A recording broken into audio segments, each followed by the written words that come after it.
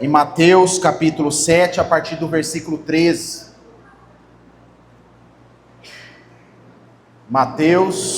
Evangelho de Mateus capítulo 7, a partir do versículo 13.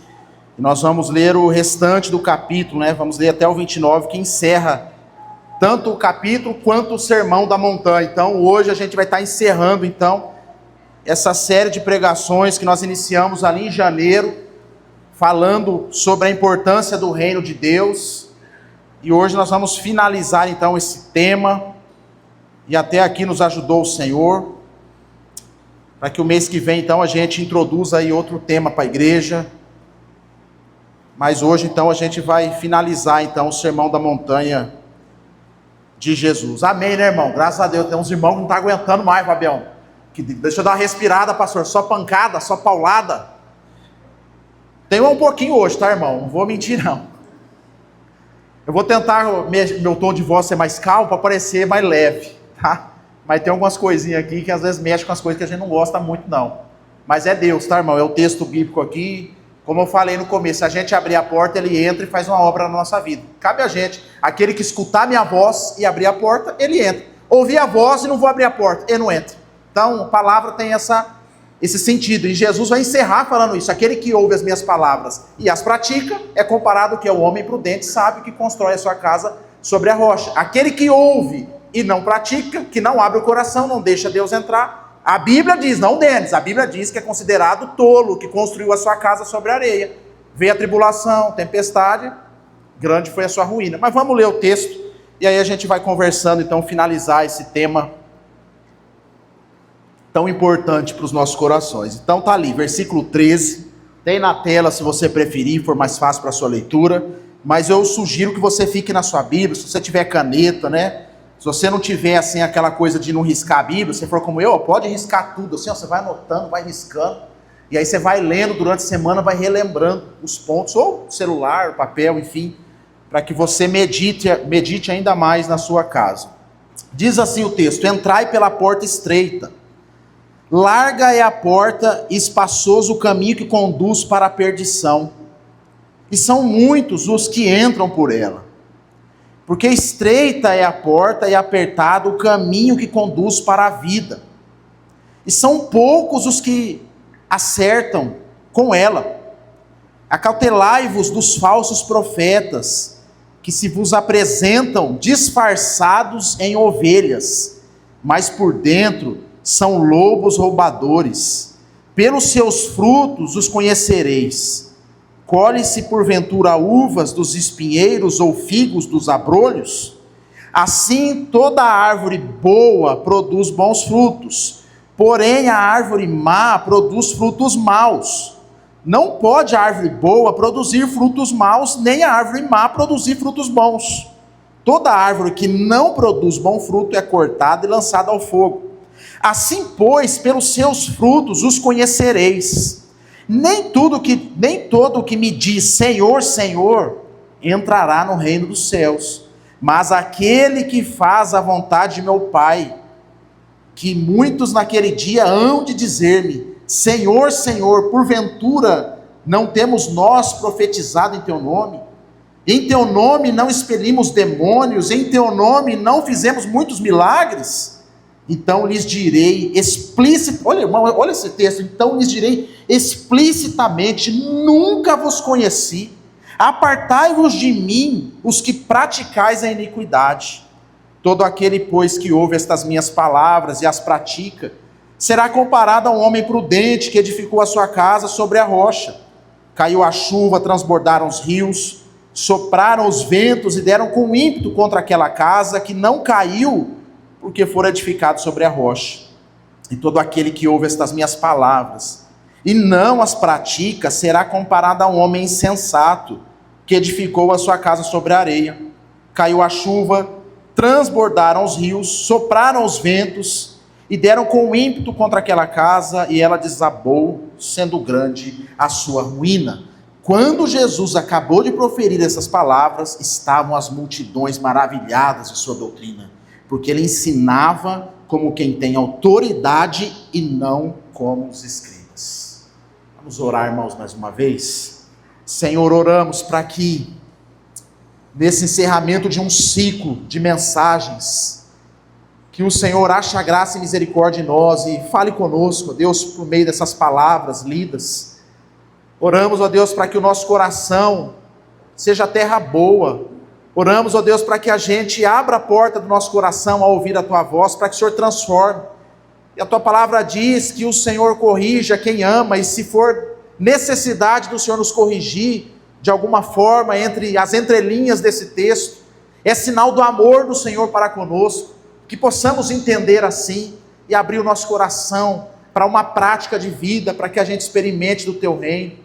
Não permita, Senhor, que a Tua palavra volte vazia, que não seja apenas um discurso vazio, cheio de ideias, mas que não comunica o coração. Pelo contrário, Senhor, que a minha boca, o meu vocabulário, o meu raciocínio, seja apenas um meio de transporte, pelo qual o Senhor vai transmitir a mensagem, e que essa mensagem alcance os nossos corações, gerando bons frutos em nossa vida, gerando nós, ó Deus, essa identidade do sábio, do prudente, que constrói a sua casa sobre a rocha, sobre a prática das Escrituras. Eu oro assim em nome de Jesus. Amém. Irmãos, eu nasci na década de 80, mais para o final, e vivi boa parte da minha infância, então, na década de 90, né? Final de 80 e começo de 90. E para quem foi criança ou adolescente nessa época, irmão, a televisão não era para Nutella, não. A televisão não era para amador, não. Porque os programas que tinha lá, irmãos, eram programas assim que a gente olha hoje. Eu estava revisando um que eu lembrei, quando eu estava estudando esse texto, falei, deixa eu revisar no YouTube esse programa. Eu falei, meu Deus, olha só, eu nem percebia que tinha essas coisas.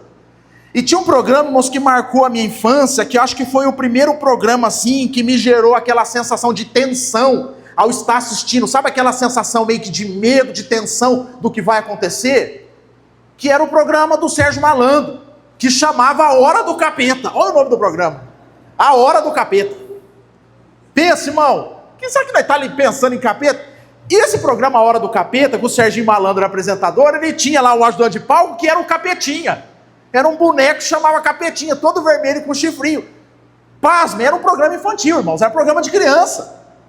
A plateia toda criança, todo mundo. Eu lembro de eu estar assistindo lá esse programa, ele fazia as brincadeiras, daqui a pouco tinha um intervalo do programa para começar os desenhos, passava todo dia de manhã. E um dos quadros do Serginho Malandro, né, que fez parte ali da minha infância e que gerava muita atenção no meu coração, era a Porta dos Desesperados. Eu não sei quem lembra dessa Porta dos Desesperados, que tinha lá 3 ou 4 portas, e aí numa porta tinha lá uma viagem, lá uma passagem para Disney, ou uma bicicleta, um videogame, uma televisão, ou cheio de brinquedo, e nas outras tinha um monstro, um monstro disfarçado assim, de gorila, de monstro, de Jack, de aquelas, desses filmes de terror. Aí tava lá as crianças lá, e o Serginho ficava lá, agitando, e tal. E quem quer abrir a porta, desesperado? E tinha um critério para escolher a meninada. Tinha que trazer o boletim da escola. Tinha que ter nota boa. Aí o Serginho pegava o boletim, deixa eu ver o boletim aqui, traz aqui. Aí trazia mesmo, porque era excursão de escola. 8 em ciências, aqui 7, aí produção, vai valer isso aqui? Vai, então você vai poder ir na porta dos desesperados. Aí aquela criança lá, irmãos, tensa, diante daquela porta, a plateia, e o Serginho, calma. Aí o Serginho começava a tentar a criança, traz aqui produção, traz brinquedo, você quer desistir da porta? Eu te dou um jogo. Não, eu quero abrir a porta. E se eu te dar isso? Não, eu quero abrir a porta. Quer trocar de porta? E ficava nesse dilema. Aí a criança ia lá, irmão, escolhia a porta número 1, cheia de expectativa, achando que ia pra Disney, achando que ia ganhar um videogame, irmão. Década de 90, irmão, pra ter videogame, irmão, você tinha que ter bala na agulha. Bicicleta, televisão. Lembra da televisão quando saiu a de 20 polegadas, que saiu do caixote de madeira, foi pra televisão? Quem que tinha isso aí? Tava lá a criança, lá naquela expectativa, de repente abria a porta, saiu um monstrão correndo atrás da criança lá. Era a Hora do Capeta. Programa A Hora do Capeta, e o capeta correndo atrás das crianças, que escolheu a porta errada.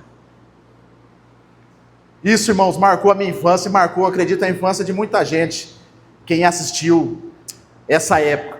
E é interessante, irmãos, o simbolismo disso, quando a gente olha hoje, e quando eu penso em contextualização, por exemplo, de um texto como esse, como que a vida da gente é sempre uma vida dinâmica, e sempre vai ter as mesmas coisas acontecendo.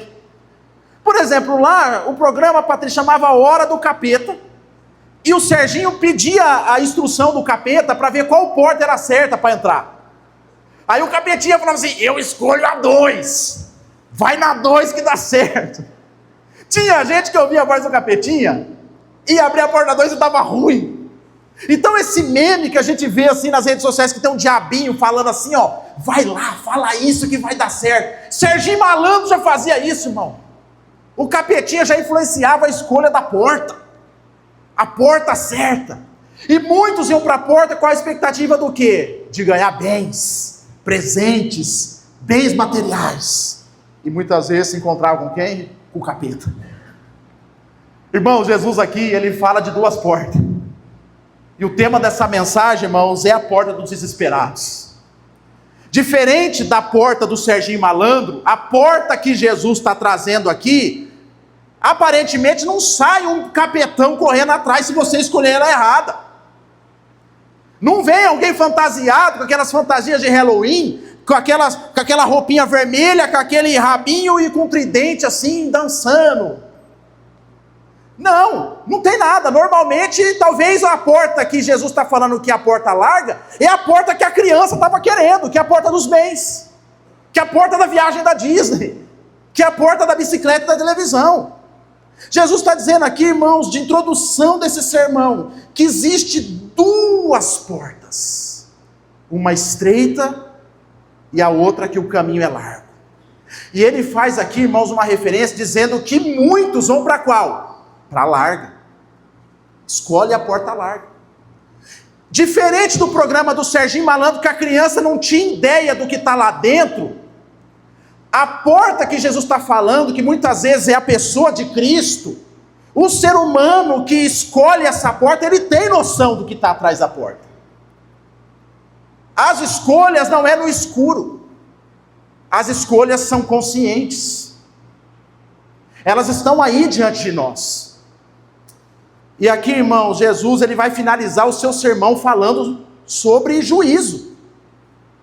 Ele fala de bem-aventurança, que fala o quê? De felicidade, de perseguição, daquele que aguenta a pancada, que sofre, que evangeliza, que sabe que é pecador. Vai falar de sal da terra, luz do mundo. Depois ele vai entrar no capítulo 6 falando de princípios éticos do nosso coração, da onde está o nosso coração, o nosso tesouro. Vai trabalhar a nossa dinâmica de vida, vai trabalhar a provisão, o sustento. Mas quando entra no capítulo 7, irmãos, ele vai falando de oração, ele vai falando de trave no olho, ele vai complicando o final do seu sermão. A conclusão do sermão dele, ele está partindo para uma finalização de juízo.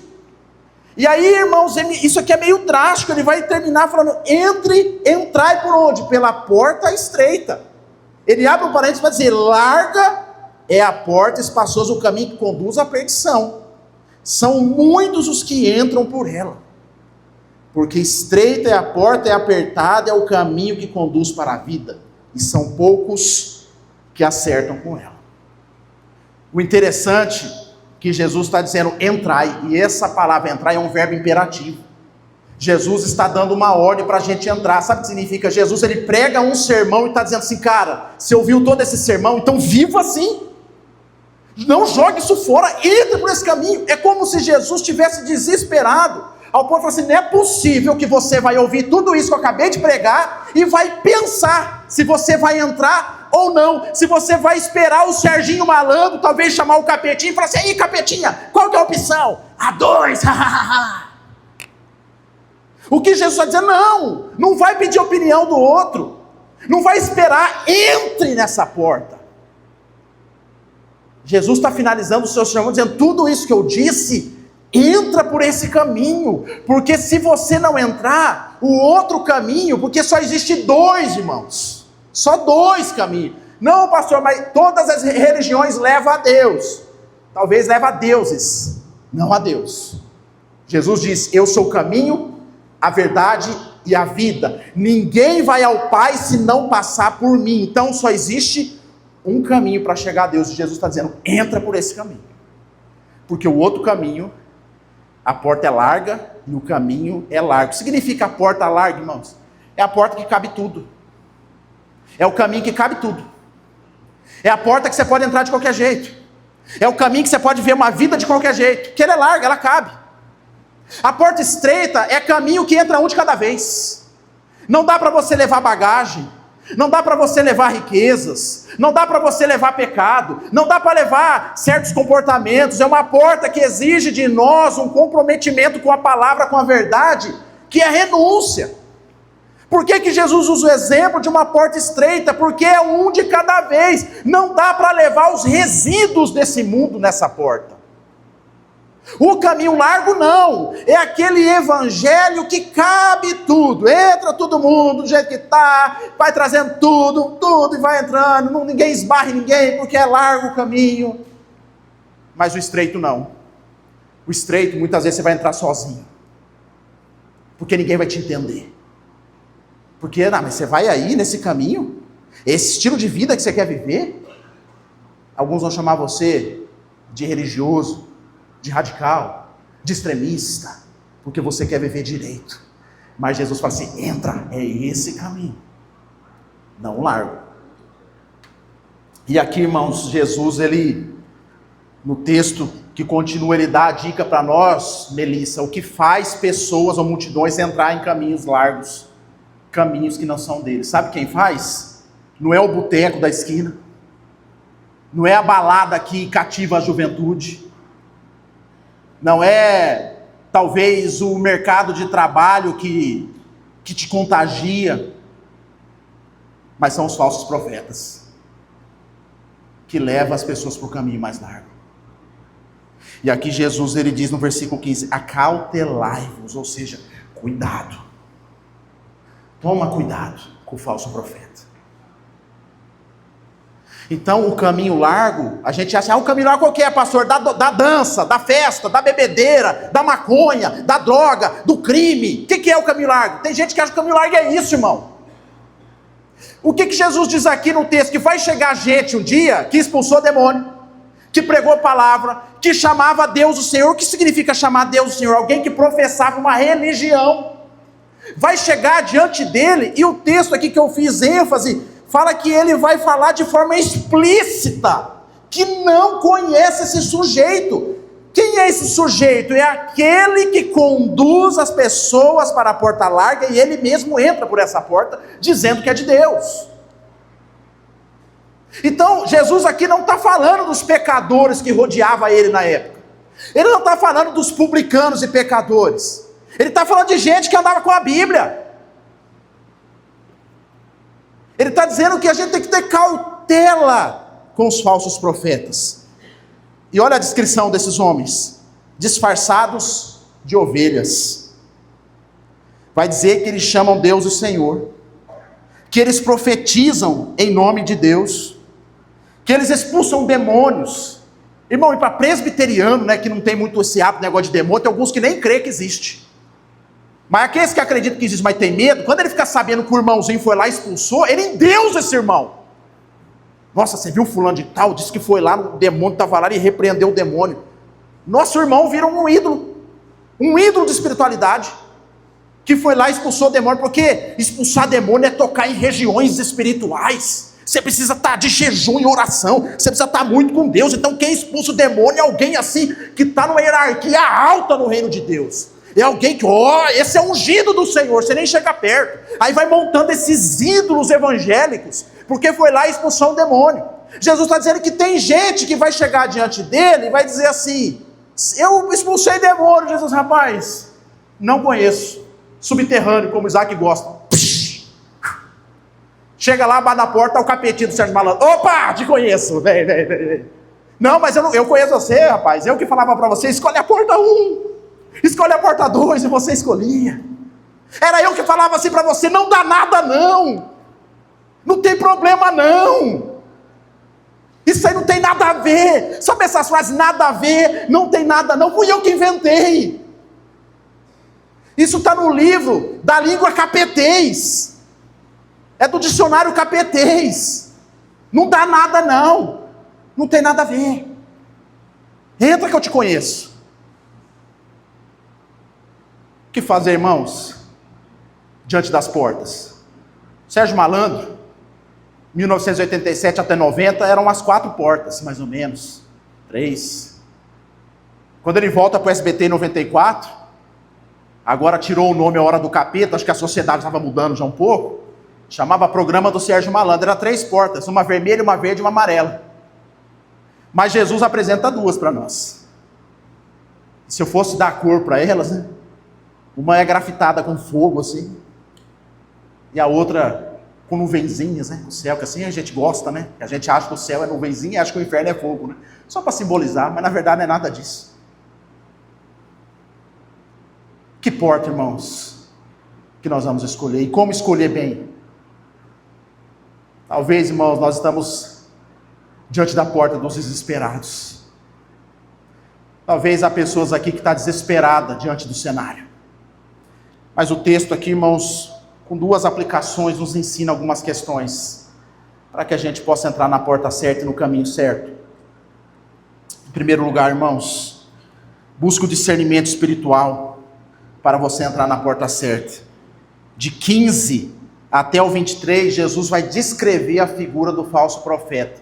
E ele dá uma dica aqui, irmãos. Pelo fruto você conhece o sujeito. Então, irmãos, o que esse falso profeta contextualizando para nós? Talvez aquele pregador, aquele guru que vai dizer para você assim, não, pode sim, a vida é desse jeito mesmo. Não tem problema não. E talvez eu vou ter que te frustrar em dizer que talvez o seu guru da internet pode ser esse falso profeta, que está te levando para esse caminho da porta larga, do caminho distante de Deus. São homens que pregam a palavra de Deus, mas não o evangelho, e há uma diferença muito grande você pregar a Bíblia e pregar o evangelho. Pregar o evangelho é arrependimento e fé, renúncia, crucificação, ressurreição. Isso é pregar o evangelho. Pregar a palavra é usar qualquer versículo para anestesiar o seu coração. É o dia que você está carentinho, e aí você, eu vou lá no YouTube ver o meu guruzinho. Aí ele abre a tela dizendo assim, meu lindo! Meu lindo! Aí você olha para aquilo e fala, sou eu, lindão. Porque o meu pastor lá é só chicoteado, então eu vou pro meu lindo! Aí o lindo fala assim para você, pode viver assim mesmo. E aí você vai dando dinheiro para ele, vai só comprando mansão em Orlando. E você dando dinheiro pro meu lindo. E o caminho aberto, o caminho largo. Irmão, não é pessoal, eu só estou dando um exemplo do tipo de profecia que muitas vezes leva as pessoas para o caminho largo, para o caminho que não tem renúncia, para o caminho que não tem arrependimento, para o caminho que não tem mudança de vida. E a Bíblia diz, irmãos, que nos últimos tempos as pessoas iam procurar profetas que falam coisas que agradam mesmo o seu coração. Isso é um sintoma dos últimos tempos. As pessoas não suportariam mais a sã doutrina. As pessoas iam tampar os ouvidos, porque até onde mexe, até onde vai bem, o Felipe, quando nós escutamos a palestra ontem, enquanto não está mexendo comigo, é beleza, hein, benção, hein. Mas quando entrou numa área que, não, aí já não. Aqui já, falso profeta. Então Jesus está nos ensinando, quer entrar pela porta, não é que quer, ele está falando para a gente entrar. Mas para entrar o quê? Tenha cautela com os falsos mestres. E aí o falso mestre necessariamente não precisa ser um pastor. Talvez pode ser uma pessoa mesmo, de muita confiança. Talvez, mais triste que seja eu dizer isso, até o tio de Minas pode ser um falso profeta na sua vida. A tradição dele, familiar, pode estar levando você para o caminho largo. Que tem mais gente, a mais apegada à tradição do que o que as escrituras dizem. E toma cuidado, irmão. Nós somos o povo da Bíblia, que seguimos a palavra de Deus. Então, irmãos, busquem o discernimento espiritual, filtra as coisas que você escuta, passa tudo à luz do Evangelho. Tem Cristo, tem arrependimento, tem mudança de vida, tem novo nascimento, tem ressurreição de Cristo, tem pastor, bênção. Não tem, está falando disso, daquilo, mas nada de arrependimento, nada de mudança de vida, só palavras românticas. Irmão, às vezes a pessoa vê eu pregando aqui, pensa que eu sou assim o tempo todo, tipo assim, nervoso, né? Assim, não, alguns acham que eu tô nervoso pregando. Isso aqui, depois do curso eu vou explicar como que funciona. Isso aqui é uma retórica que você dá ênfase nas palavras. Aí por uma pessoa achar que eu sou nervoso, acho que eu não gosto de palavra boa, bonita, romantismo. Irmão, quem que não gosta, irmão? Quando as pessoas chegam e falam para nós, você é maravilhoso, você é lindo, né? Você é tchutchuquinho, você é fofinho. Nossa, você é crente, nossa, que irmão abençoado, que abraço gostoso. Irmão, todo mundo gosta disso. O problema, irmãos, quando a gente pauta isso na nossa fé. O problema é quando é só isso que rega a nossa fé. O problema, irmãos, é a gente andar com pessoas que têm medo de confrontar a gente, que vai o tempo todo aplaudir os nossos erros. É essas pessoas, irmãos, que vai encaminhando a gente para o caminho largo, para o caminho que entra tudo, qualquer estilo de vida, qualquer coisa. Às vezes a gente vive um tempo assim, irmãos. As pessoas têm vulgarizado o evangelho.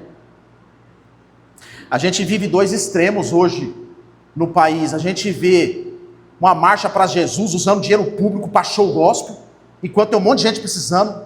Um monte de instituição precisando, um monte de gente carente, gente passando fome no Brasil, e os crentes lá pulando em marcha para Jesus gospel, pagando 160 mil num show evangélico, e a prefeitura endossando isso.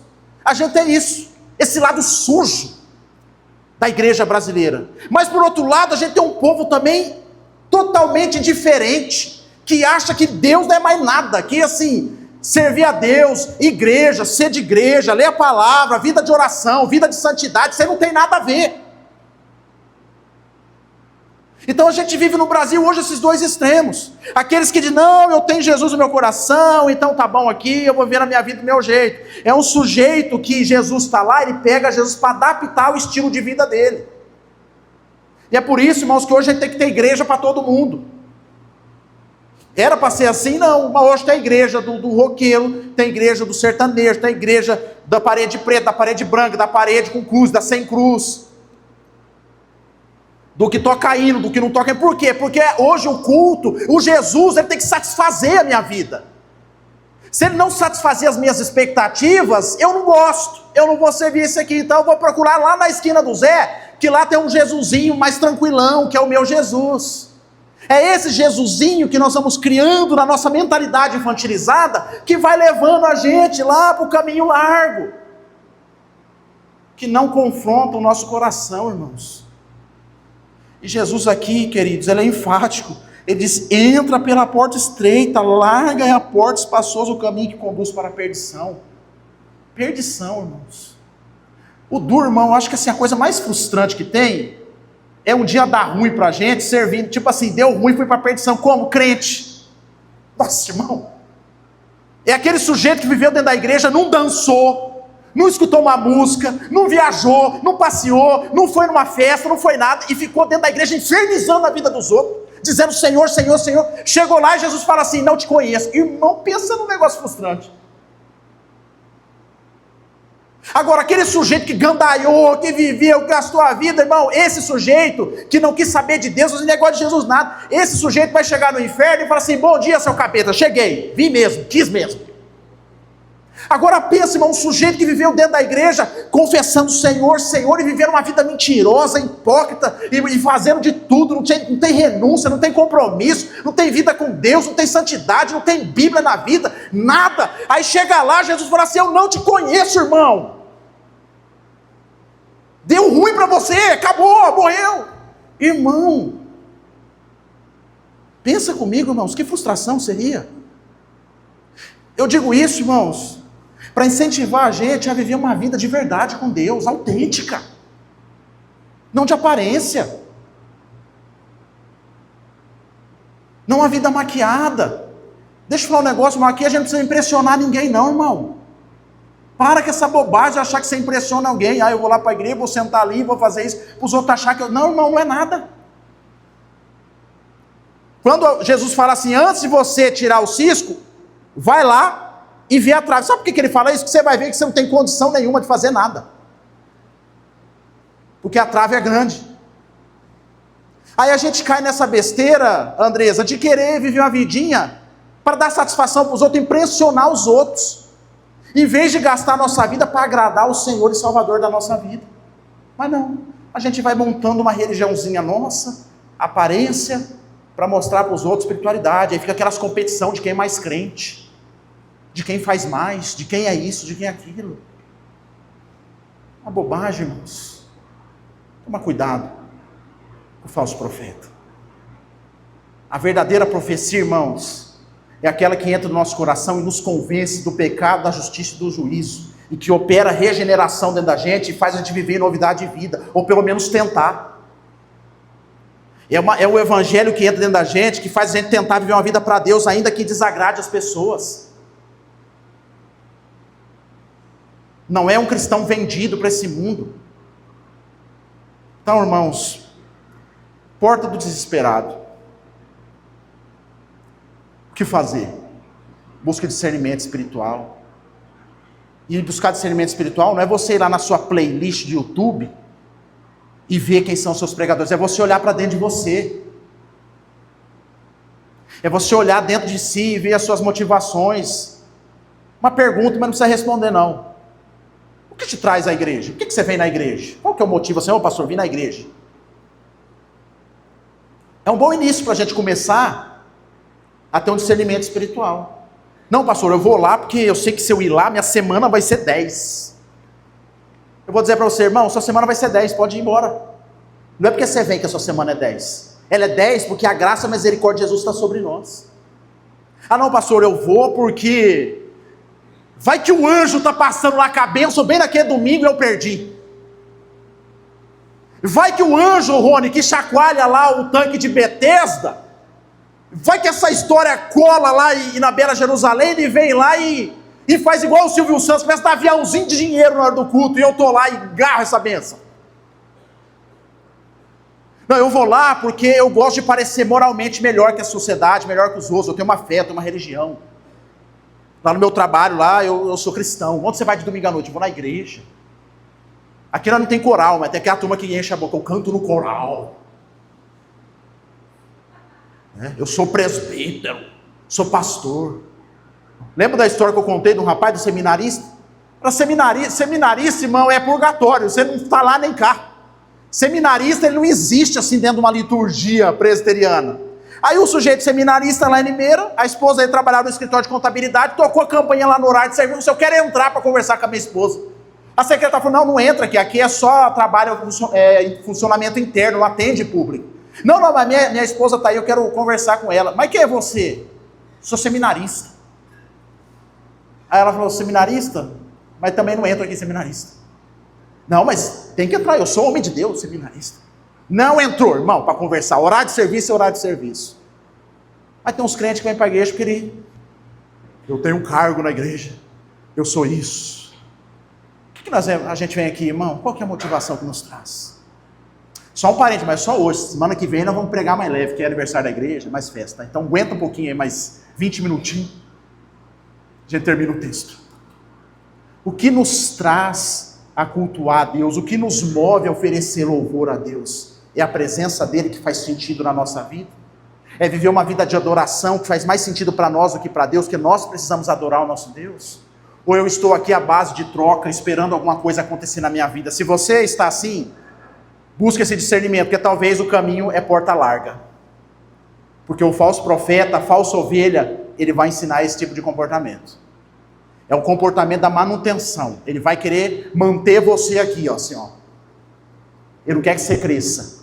Ele não quer que você evolua. Ele não quer que você seja um cristão cheio de Deus. Ele quer que você seja um cordeirinho que fica aos pés dele. Por o tempo todo ele te dá um milhinho, a comidinha na sua boca, o alimento. Ó, vem cá, vem comer na mão do profetinho aqui, do guruzinho. Aí você vai lá e come. Você pode ir. A vida inteira assim. Agora, a verdadeira profecia, eu não vou nem dizer o verdadeiro profeta, a verdadeira profecia, irmãos, é aquela que faz a gente sair da nossa zona de conforto, faz a gente evoluir. A gente cresce, amadurece espiritualmente, a gente conhece a palavra, a gente entende, irmão, que todo dia a gente precisa se voltar para Deus, se arrepender dos nossos pecados e buscar o Senhor em santidade. Isso é a verdadeira profecia, o verdadeiro evangelho, irmãos. que toca aqui dentro, que transforma a nossa vida, que faz a gente ser diferente, irmãos. Agora avalie, se você está 20 anos, 5 anos, 10 anos dentro de uma igreja, sua vida não mudou nada, você não muda nada, irmão, caminho largo, querido. Sai desse caminho logo. Sai desse caminho da porta dos desesperados. Abre a porta do seu coração, deixa ele entrar e ceiar com você. Vem para o caminho da porta estreita. Discernimento espiritual. Pelos frutos a gente conhece. Para finalizar esse ponto, irmãos, hoje de manhã na aula a gente estava falando sobre evangelização. Hoje no Brasil você não evangeliza mais ninguém falando, irmão. Nós vamos falar isso no curso de retórica aqui. Ô pastor, quero evangelizar os outros. O que é? É eu falar? Não, irmão, hoje não tem isso mais não. Falar, hoje é vida mesmo. Vida com Deus. E vida com Deus de verdade. Não é vida com Deus na frente dos outros, não. É vida com Deus de verdade. Nós falamos da igreja aqui de Filadélfia, que Deus abriu uma porta para ela pregar o evangelho, porque ela era fiel a Deus. E Deus conhecia as obras daquela igreja. Então, irmãos, ter uma vida frutífera, uma vida que glorifica a Deus, é vida de testemunho. E aqui Jesus diz, pelos frutos vocês vão conhecer o falso profeta. É pelo fruto da vida dele. Não é pelo que ele fala, pelo tom de voz, pelo corte de cabelo, pela roupa que ele usa, é pelo fruto. É pelo resultado que advém da sua vida. É como ele lida com os negócios, como ele lida com a família, como ele cuida dos filhos, como ele cuida das suas relações, como ele lida com as coisas que são de Deus. Fruto. Discernimento espiritual. 2, irmãos, para a gente finalizando. Jesus ele vai contar uma parábola para encerrar o seu sermão, a partir do versículo 24. E quando ele diz assim, que todo aquele, pois, que ouve estas minhas palavras e as pratica, que palavras são essas que ele está dizendo? Não é essas que eu estou dizendo hoje só, mas é todo o sermão da montanha. Porque esse sermão da montanha, diferente de mim que preguei em 5 meses, ele pregou num dia. Então ele começou, desenvolveu e terminou. Nós aqui que expandimos ele para fazer algumas aplicações. Mas o sermão na íntegra aqui de Jesus vai lá de Mateus 5 até aqui. Então está dizendo todas essas palavras que eu falei. Bem-aventurado, você que aguenta sofrimento, você que se entende pecador, você que tem sede de Deus, sabe? Você que se posiciona como sal da terra e luz do mundo, você que não faz das riquezas o seu Deus, não coloca o seu coração no tesouro, mas você serve a Deus em primeiro lugar, buscando Ele a sua justiça, e crê que Deus vai sustentar você, vai prover na sua vida. Você que não vive nessa vida de ganância, nessa vida hipócrita, você que não faz orações hipócritas, como ele ensinou aqui, tudo isso aqui, tá vendo isso que eu disse? Tudo isso que você ouviu, foi bom, beleza, precisa colocar em prática. E o segundo ponto é, busque a prática da palavra, para andar no caminho certo. Uma coisa é entrar na porta, outra coisa é continuar no caminho. Jesus fala de porta, mas ele fala de caminho. Para andar nesse caminho, irmãos, é prática da palavra, não tem mistério, irmão. Não tem segredo, irmão. O evangelho, ao mesmo tempo que ele é simples, ele é difícil. Ele é simples porque ele dá resposta simples. O que é? Ouve e pratica. Mas ele é complexo porque colocar em prática, irmãos, vai azucrinar a nossa vida. Pensa você que está vivendo uma vida de um jeito, e você escuta uma pregação, e você, à luz da pregação, o seu coração se abre, e você entende que aquilo é necessário para a sua vida hoje. E você colocar aquilo em prática, vai gerar um transtorno dentro de casa, na família, no trabalho, vai envolver um monte de gente, que talvez você não está disposto a comprar essa briga. Então é melhor deixar do jeito que está. É por isso, irmãos, que muitas pessoas não praticam a palavra, não é porque elas não querem. Você acha que o irmão vem aqui na igreja, escuta uma pregação, ou lê a Bíblia em casa sozinho, vê uma palavra que confronta o coração e fala assim, não, acho que não. Todo mundo, a maioria das pessoas sabe, quer praticar. Mas praticar, irmãos, vai ter que renunciar a coisa, é aí que pega. Vai ter que implicar algumas mudanças, irmãos, é aí que pega. Jesus está dizendo assim, aquele que ouve e pratica é sábio. Por que é sábio, Fernando? Porque rompeu com essa estrutura, decidiu e vou pagar o preço que precisa pagar para viver direito com Deus. Por que as pessoas não praticam a palavra? Porque vai ter efeito colateral. Se eu e você sair daqui, irmãos, dessa noite, praticando o evangelho, com toda certeza, vai ter efeito colateral na sua história. Talvez você vai perder coisas, pessoas, relacionamentos. Até um olhar de admiração que certas pessoas tinham a seu respeito, você vai perder. E aí, quando a gente é confrontado por essas coisas, a gente fica entre as duas portas. A porta do mundo, que eu já estou confortável nela, já vivo assim há muito tempo na igreja, e está tudo bem, ninguém nunca falou nada que estava errado. Ou a porta da renúncia, a porta estreita, que exige de mim uma prática. Qual porta eu vou fazer? Aí o Satanás vai dizer assim, o capetinho do Sérgio Malandro, escolhe a porta número 1. Continua assim que não tem problema não. Aí você é aquele sujeito que sai daqui, nossa, né? Tem dois sujeitos que saem daqui, um fala assim, o pastor tirou a cinta hoje lá e bateu, hein? Ou um fala assim, nossa, que palavra abençoada, né? Mas não põe em prática. Uma vez preguei na igreja em Limeira, pregação, e eu prego assim, meio nervoso, meio piada, jogo humor e vai fazendo os negócios. A irmã, pastor, que palavra, que pregação e tal. Aí eu falei, irmão, o que eu falei mesmo? Ah, nem lembro, mas foi tão boa. Aí foi tão boa. Porra, coisa nenhuma, irmão. Eu corro o risco de sair daqui e você lembrar do Serginho Malandro e não lembrar do texto. Quando eu trago uma ilustração como essa. Eu corro o risco de sair daqui, em vez de você ler a Bíblia, você ir lá no YouTube e assistir o programa do Serginho Malandro. A Hora do Capeta. Foi boa a pregação, hein? É igual o Jeremias Pereira um dia pregou lá. Estava dando testemunho e falando assim no testemunho, porque o fulano parou de tomar o remédio, mas não era para parar, mas parou de tomar remédio, mas não era para parar. Aí acho que tinha um irmão desligado no culto, que esse que fica no celular, ele só escutou essa parte, parou de tomar o remédio, para de tomar o remédio. O irmão falou assim, é para parar de tomar o remédio. Aí o irmão foi lá e parou de tomar o remédio. Remédio de cabeça. Aí passou um tempo, o irmão voltou para a igreja, o Jeremias quer dar o testemunho. Ah, irmão, qual é o testemunho? Que eu fui curado no culto. Ah, é? Foi? Oh, maravilha, vem cá dar um testemunho aqui. Não, porque um dia o senhor estava pregando que para de tomar o remédio, para de tomar o remédio. Eu parei de tomar o remédio, Deus curou. Aí o Jeremias falou, não, aqui não manda tomar remédio, aqui não manda parar, aqui não manda tomar. Não, mas aquele dia o senhor falou, para de tomar remédio. Eu parei e fui curar. Deus faz essas coisas, mas aí tem uns crentes que vai lembrar do Sérgio Malandro, mas não vai lembrar da palavra. Às vezes tem uma turma, ô pastor, aquele negócio que você falou, eu falei isso aí? Eu falei isso aí não, mas nem falo pra pessoa, eu fico ali, né? Sabe aquele cachorrinho de carro que você pendura assim no carro, que você com a cabecinha assim? Pro irmão ficar aí à vontade, né? Mas eu, assim, não fui eu que preguei isso aí não. Mas o irmão entendeu isso aí. Então a gente corre o risco de sair daqui e você sair assim, nossa, que pancada, hein? E ficar nisso, que pancada, vou lá ver o meu lindo! Vou lá ver o meu lindo, que ele é mais leve. Ou você sai daqui e fala assim, nossa, que palavra, é isso mesmo que eu tenho que fazer com a minha vida, que palavra boa! Mas chega amanhã você não muda nada. Não muda nada, porque mudar as coisas vai implicar em muitas coisas para você, e você vai perder coisas, vai ter que tomar decisões, vai ter que ter conversas difíceis, Arnaldo, e não é fácil. Não é fácil ter conversa difícil, irmão. A gente foge da conversa. Praticar a palavra é confrontação, é ter palavra difícil, é colocar os pingos nos is, é ajustar o casamento, é ajustar a relação com o filho, é ajustar a vida material, é ajustar a forma que você trabalha, a forma que você relaciona. Isso aí, irmão, não é fácil.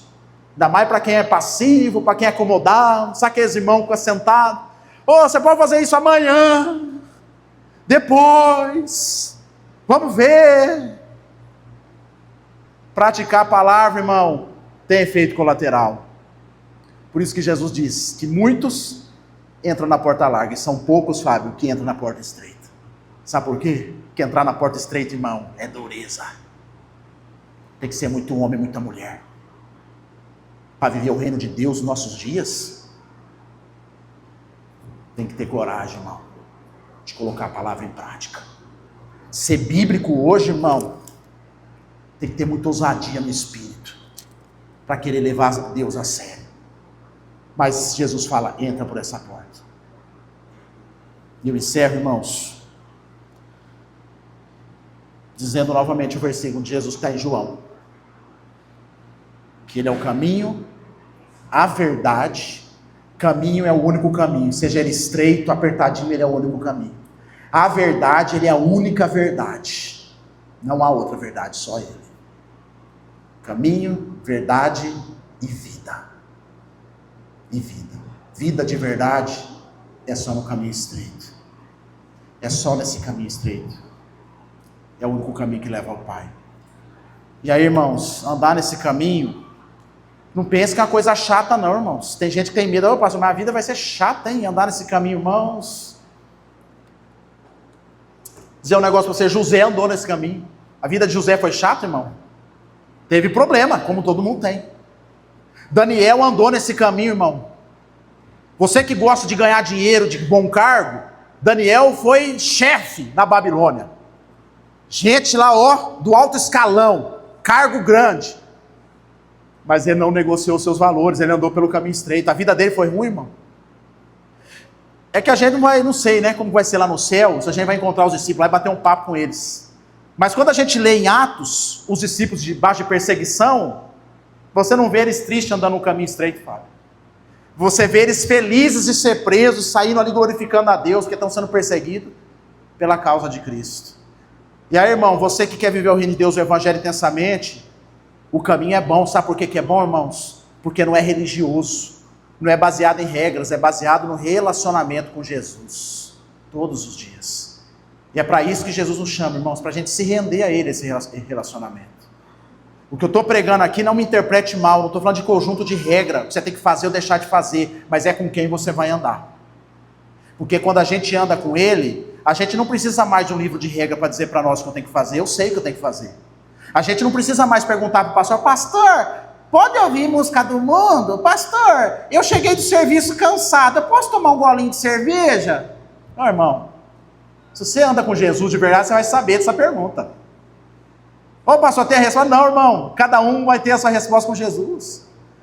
Pastor, eu faltei do culto, vai dar azar na minha semana? Ô, irmão, se você anda com Jesus, irmão, não é regra mais, é relacionamento, Ele está com você.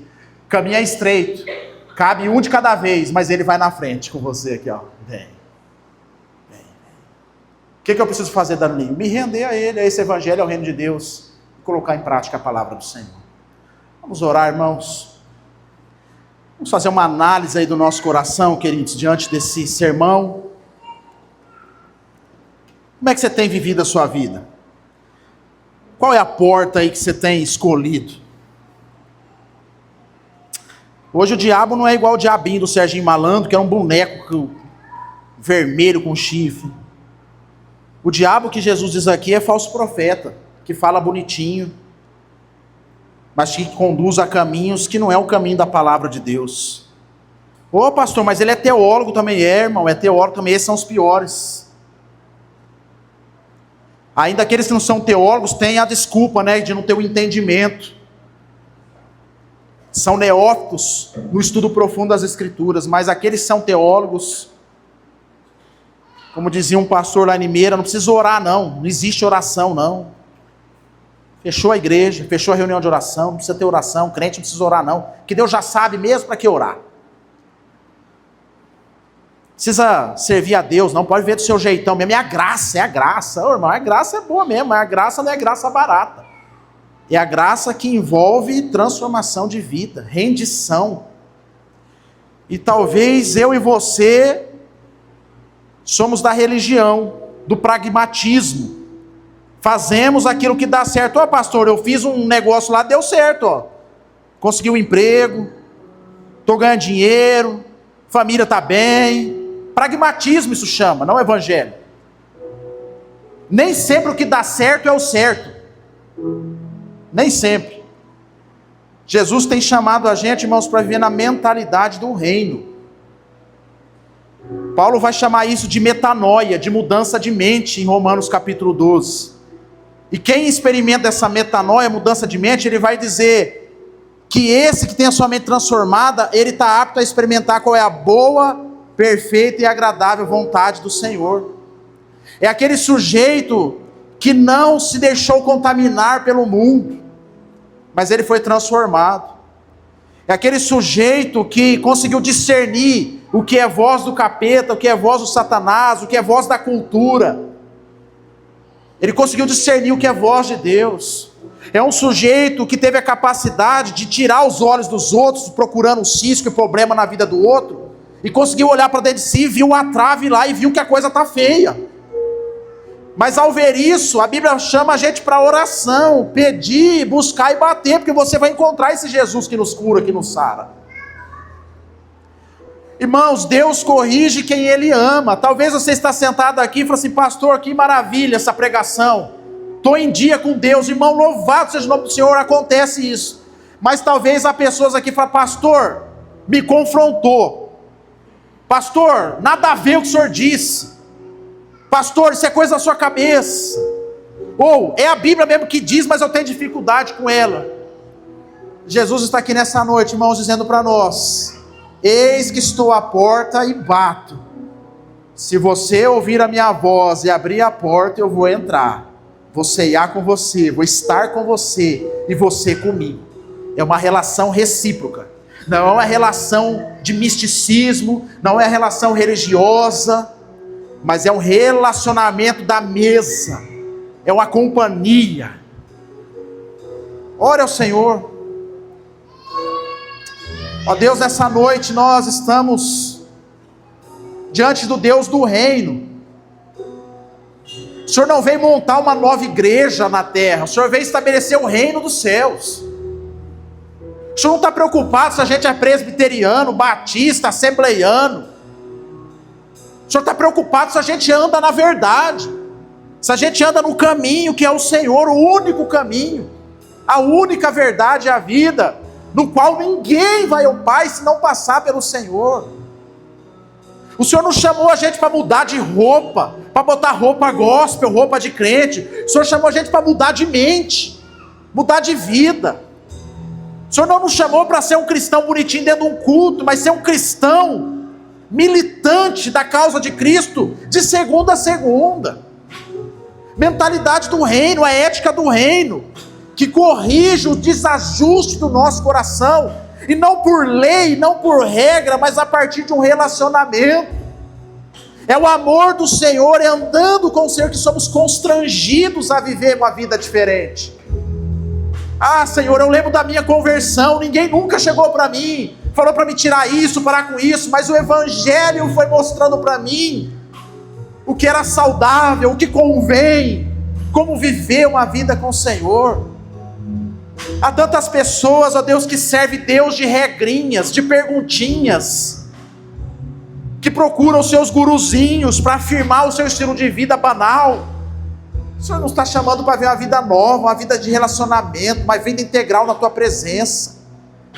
Ainda que pecamos contra Ti, ainda que habitamos no mundo pecaminoso, mas há graça e misericórdia todos os dias para nos renovar.